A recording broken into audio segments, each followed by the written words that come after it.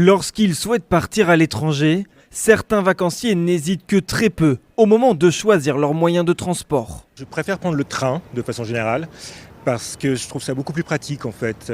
On arrive dans le centre-ville. Je priorise plutôt le train parce qu'en général je trouve ça plus pratique au niveau des horaires et surtout il n'y a pas besoin d'arriver d'avance. Enfin, voilà, je trouve ça un peu plus pratique. Plus pratique, plus écologique, plus flexible, le train est souvent le mode de transport le plus apprécié, mais fréquemment délaissé en raison de son prix trop élevé. L'avion c'est un peu plus compliqué, c'est chiant, il faut aller mettre les bagages, ici et ça.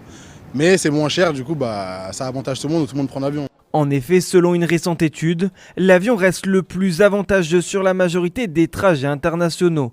Par exemple, pour relier Paris à Copenhague, comptez environ 15 € pour le billet d'avion le moins cher, contre 326 pour le train.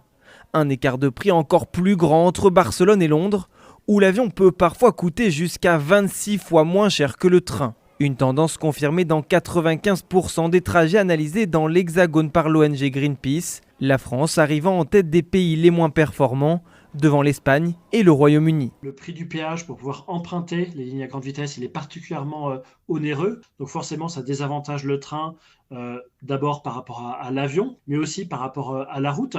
On sait que les routes nationales, notamment, sont complètement gratuites, alors que pour utiliser le rail, eh bien, c'est payant. Pour inverser la tendance, l'ONG Greenpeace préconise aussi de supprimer les avantages fiscaux, notamment sur le kérosène dont bénéficie l'aviation.